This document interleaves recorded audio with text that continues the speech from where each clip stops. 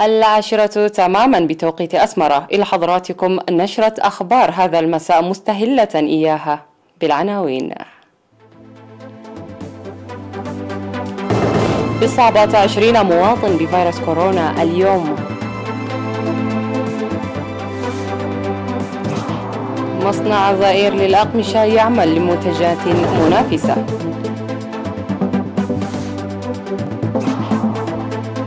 أنشطة نفير لحماية التربة في مقركة.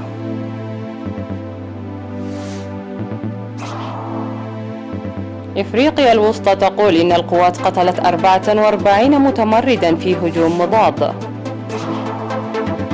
القوات الجوية التايوانية تستعرض قوتها بعد توقع الصيني. الصين والهند تتفقان على ضبط النفس لقوات الجبهة الأمامية. إعلان وزارة الصحة. أعلنت وزارة الصحة أن الفحوصات المخبرية التي أجريت اليوم 26 من يناير في مراكز العزل وأقسام استقبال المرضى في الأقليم الأوسط أظهرت إصابة 20 مواطنا بكوفيد-19، وظهرت 16 من الإصابات في مركز العزل و4 في أقسام استقبال المرضى. في غضون ذلك شفي 152 مريض كورونا بعد تلقيهم الرعاية الصحية في مستشفيات الإقليم الجنوبي. وبهذا وصل عدد الإصابات بفيروس كورونا في البلاد حتى اليوم 1970 إصابة، شفي منهم 1530 ووفاة 7 مرضى بكورونا. ولا يزال 433 مريض كورونا يتلقى الرعاية الصحية في المستشفيات. وزارة الصحة 26 من يناير 2021. أعلن مصنع زائر دولتشي فيتا الكائن في منطقة غودايف في أسمرة والمملوك لمستثمرين إيطاليين إنه يعمل لإنتاج منتجات عالية الجودة منافسة عالميا. وقالت نائبة مدير المصنع السيدة دانييلا يوهانس لوكالة إيرينا أن المصنع ينتج القمصان، الفانيلات والبيجامات والأبرولات وملابس العمال في مختلف المؤسسات، وأن الطلب الكثير للقمصان جعل المصنع ينتج حوالي 2000 من القمصان يوميا. وذكرت أن منتجات المصنع الذي يعمل فيه 600 عامل بينهم 4 أجانب تصدر لمختلف الدول. وأوضح مالك المصنع الدكتور بيترو زامبايتي أن العمل تقلب عليه المرأة، وقد قام المصنع روضة مجهزة بكافة احتياجات الأطفال لتمكين الأمهات العاملات من العمل دون معوقات وبأريحية، وتغطية إعاشة الأطفال من عمر 3 أشهر إلى 4 سنوات مجانا، وتغطية نفقات الدراسة للطلاب حتى عمر 15. وأضاف أن العمل جاري حاليا بإيفاء كافة متطلبات إجراءات مكافحة كورونا، وقد أنتج المصنع في غضون 9 أشهر أكثر من 200 ألف كمامة وتوزيعها في الصيدليات والمستشفيات والمؤسسات الأخرى. وأشادت العاملات في المصنع بالأنشطة التي يقوم بها المصنع لتطويرهن ورعاية أطفالهن الذي له دور كبير لرفع إنتاجهن العامة. وبدأ مصنع زائر للأقمشة خدماته عام 2004.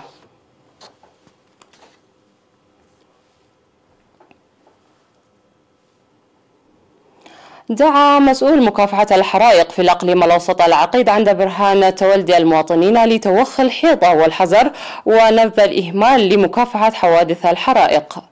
وقال إن النار ورغم فوائدها قد تكون سببا للحوادث الخطيرة ما لم تستخدم بحذر. وضح عن وقوع أكثر من 115 حادث حريق في الأقليم الأوسط عامي 2019 و2020، وتسبب في دمار ممتلكات بأكثر من 26 مليون نقفة دون وقوع أضرار في الأرواح.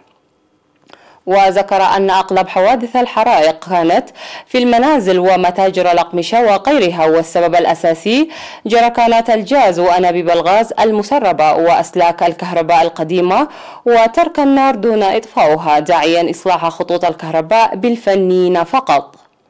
وأكد بأن مكتب مكافحة الحرائق يقدم الخدمات 24 ساعة، وعلى المواطنين تقديم المعلومات العاجلة في حال اندلاع الحرائق بأرقام التليفونات 2020 99 و 20 22 60.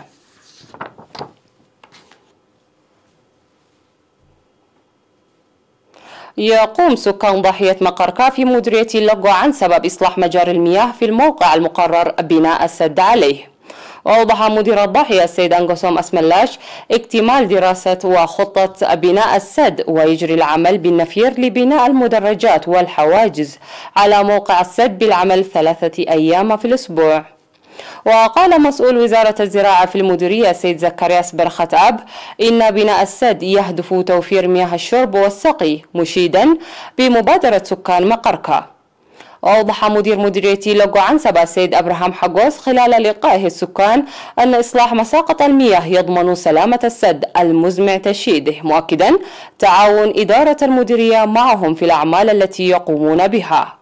ودعا السكان لتعاون كافة المؤسسات في النفير الذي يقومون به بمشاركة قرى عدور حسب ودكداشم ومقركا. ويقطن ضاحية مقركا حوالي 3500 نسمة. فاصل قصير من ثم نعود لمتابعة على الأنباء العالمية، ابقوا معنا.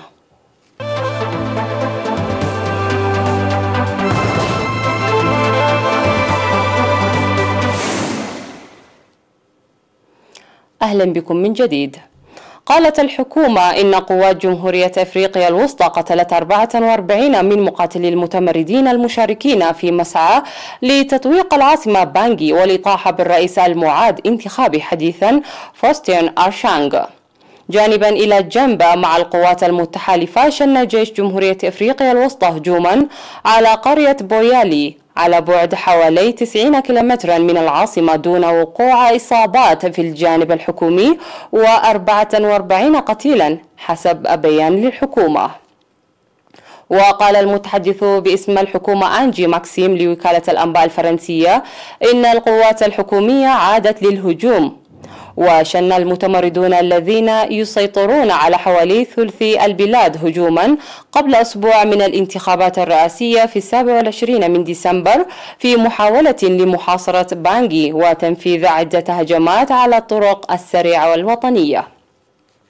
لكن العاصمة كانت محمية بقوة من قوات حفظ السلام التابعة للأمم المتحدة وقوامها 12,000 جندي من بعثة مينوسكا، بالإضافة إلى قوات جمهورية أفريقيا الوسطى والتعزيزات الروسية والرواندية. وأعلنت الحكومة حالة الطوارئ لمدة 15 يوما في محاولة لصد المتمردين.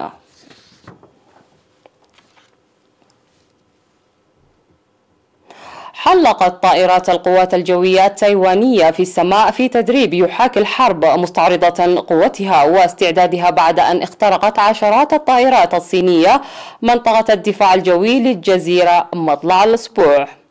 وتايوان التي تعتبرها الصين جزءا من أراضيها في حالة استنفار منذ توغل واسع النطاق لمقاتلات وقاذفات صينية قادرة على حمل رؤوس نووية في القطاع الجنوبي الغربي من منطقة تحديد الدفاع الجوي للجزيرة يومي السبت والأحد، والذي تزامن مع دخول مجموعة حاملة طائرات أمريكية بحر الصين الجنوبي.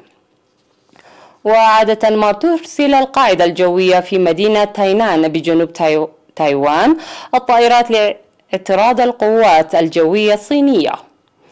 هذا وقالت الصين إنها ستجري تدريبات عسكرية في بحر الصين الجنوبي هذا الأسبوع بعد أيام من تعبير بكين عن استيائها من دخول مجموعة حاملات الطائرات أمريكية إلى المياه المتنازع عليها.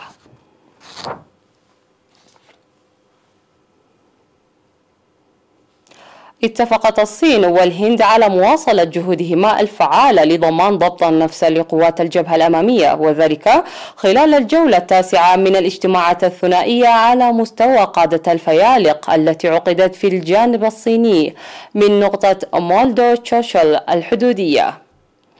وذكر بيان مشترك وفقا لوزارة الدفاع الوطني الصينية أن الجولة التاسعة من الاجتماعات الصينية الهندية عقدت حيث تبادل الجانبان وجهات النظر بشكل صريح ومتعمق حول فض الاشتباك على طول خط السيطرة الفعلية في القطاع الغربي من المناطق الحدودية بين الصين والهند.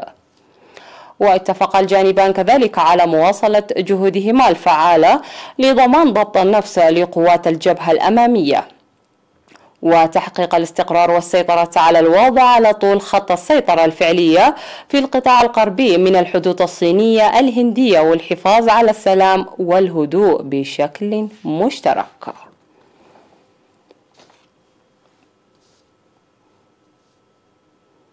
قضى نحو نصف مليون شخص في كوارث مرتبطة بظواهر مناخية قصوى في السنوات العشرين الماضية وفقا لتقرير صدر يسلط الضوء على خطر تغيير المناخ على البشرية.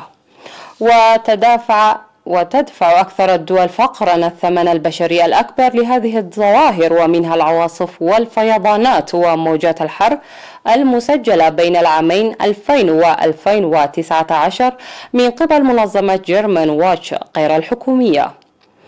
وكانت بورتوريكو وبورما وهايتي من أكثر الدول تضررا بهذه الظواهر المناخية القصوى التي بلغ عددها 11,000 وأودت بحياة نحو 480,000 شخص.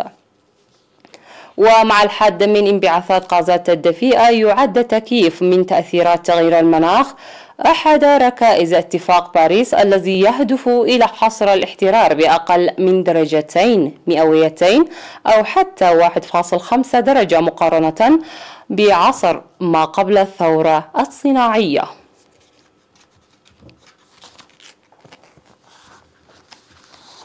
ختام النشرة، إلى اللقاء.